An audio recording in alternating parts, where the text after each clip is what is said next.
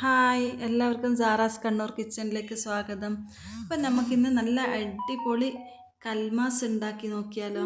Chicken കൽമാസ് ഉണ്ടാക്കി നോക്കാം. നമുക്കതിൻ്റെ റെസിപ്പി നോക്കാം.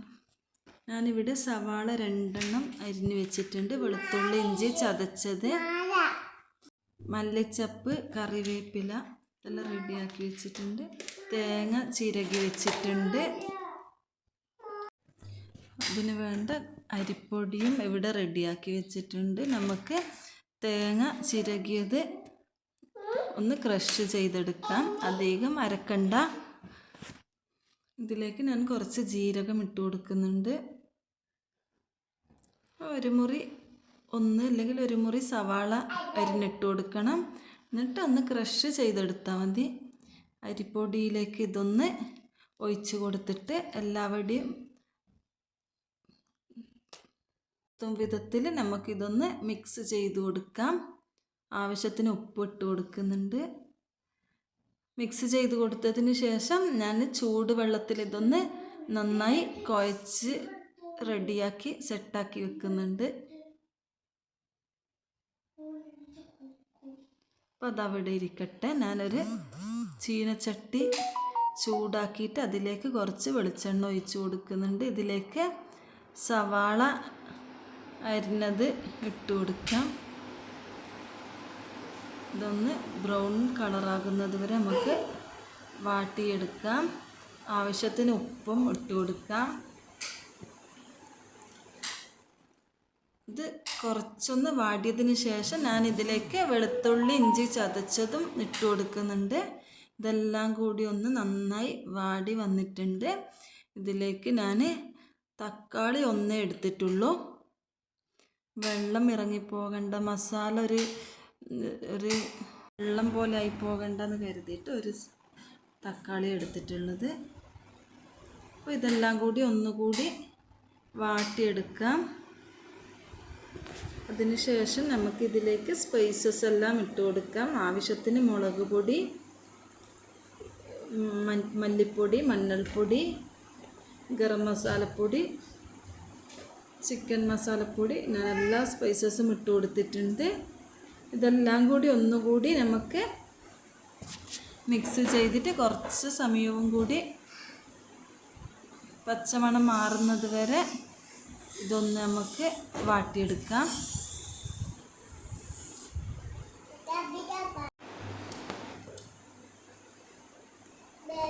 അപ്പോൾ ഇതെല്ലാം നന്നായി വാടി വന്നതിന് ശേഷം ഞാൻ ചിക്കന് വേവിച്ചിട്ട് റെഡിയാക്കി വെച്ചിട്ടുണ്ട്. ചിക്കൻ ഒന്ന് ക്രഷ് ചെയ്തെടുക്കണം. ഞാനിവിടെ അടർത്തിയിട്ട് കൊടുത്തതാണ്.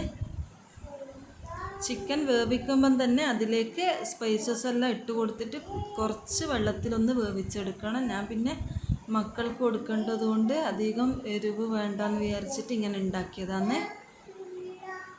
അങ്ങനെയാകുമ്പോൾ കുറച്ചും കൂടി ടേസ്റ്റ് കൂടുതലായിരിക്കും. എന്നിട്ട് ചിക്കൻ മസാലയിലേക്ക് ഇട്ട് കൊടുത്തതിന് ശേഷം 5 മിനിറ്റ് കൂടി ഒന്ന് എല്ലാം സെറ്റാകുന്നത് വരെ ലോ ഫ്ലെയിമിൽ വേവിച്ചെടുക്കണം. ഞാൻ അങ്ങനെ ആക്കിയിട്ടില്ല. കുഴച്ച് വെച്ച മാവ് നമ്മൾ കൈവെള്ളയിൽ കുറച്ച് ഓയിൽ തേച്ച് കൊടുത്തതിന് ശേഷം മാവ് ഇങ്ങനെ പരത്തി കൊടുക്കാം. ഇതിലേക്ക് നമുക്ക് ഈ ഫില്ലിങ്സ് വെച്ച് കൊടുത്തിട്ട് സൂപ്പറായിട്ട് ഇങ്ങനെ ഒന്ന് കോട്ട് ചെയ്തെടുക്കാം.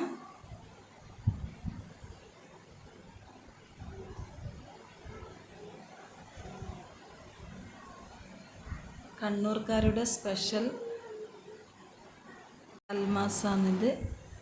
കണ്ണൂർ തട്ടുകടയിലൊക്കെ ഭയങ്കര ഫേമസാണ് കൽമാസ്.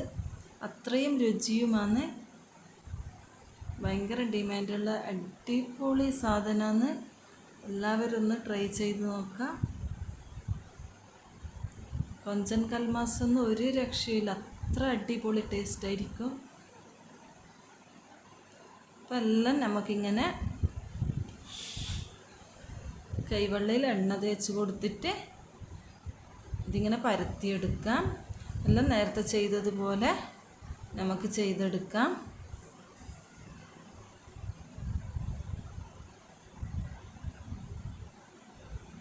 ഇങ്ങനെ ഞാനെല്ലാം ഇങ്ങനെ റെഡിയാക്കി വെക്കുന്നുണ്ട്.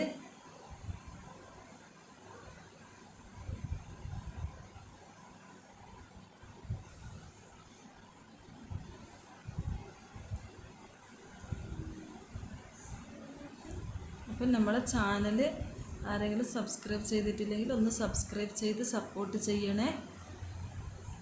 ലൈക്കും ഷെയറും ചെയ്യാൻ മറക്കരുതേ. കമൻറ്റും കൂടി ചെയ്യണേ. അപ്പം ഞാനിതെല്ലാം ഇങ്ങനെ ആക്കി വെക്കുന്നുണ്ട്.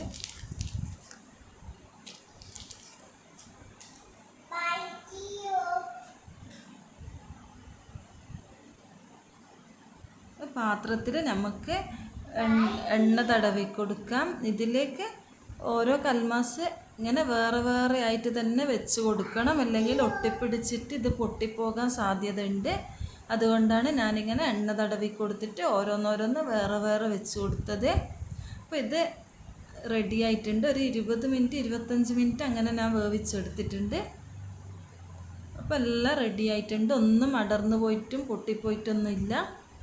സൂപ്പറായിട്ടെല്ലാം കിട്ടിയിട്ടുണ്ട്. നമുക്കിതിന് ഫ്രൈ ചെയ്തെടുക്കാം. അതിന് ഞാൻ കുറച്ച് മുളക് പൊടിയും മഞ്ഞൾപ്പൊടിയും കുറച്ച് ഉപ്പും ഒരു ബൗളിൽ വെള്ളവും ഒഴിച്ചിട്ട് മിക്സാക്കി കൊടുത്തിട്ടുണ്ട്.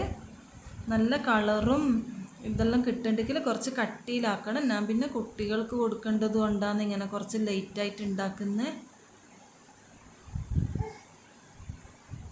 അധികം മുളകിട്ട് കൊടുത്തിട്ടില്ല. അപ്പം നമുക്കിതെല്ലാം ഇങ്ങനെ ഒന്ന് ഫ്രൈ ചെയ്തെടുക്കാം.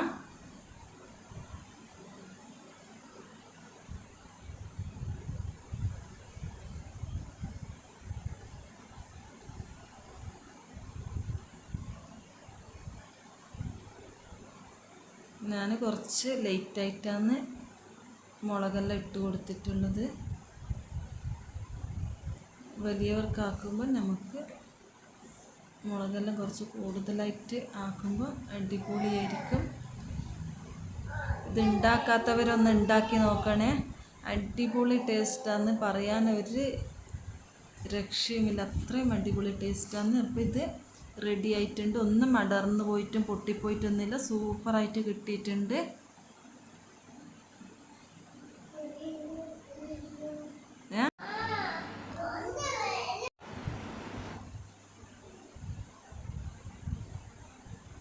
അപ്പോൾ ഇത് റെഡി ആയിട്ടുണ്ട്. എല്ലാവരും ഒന്ന് ട്രൈ ചെയ്ത് നോക്കുക. അപ്പം ബൈ ബൈ.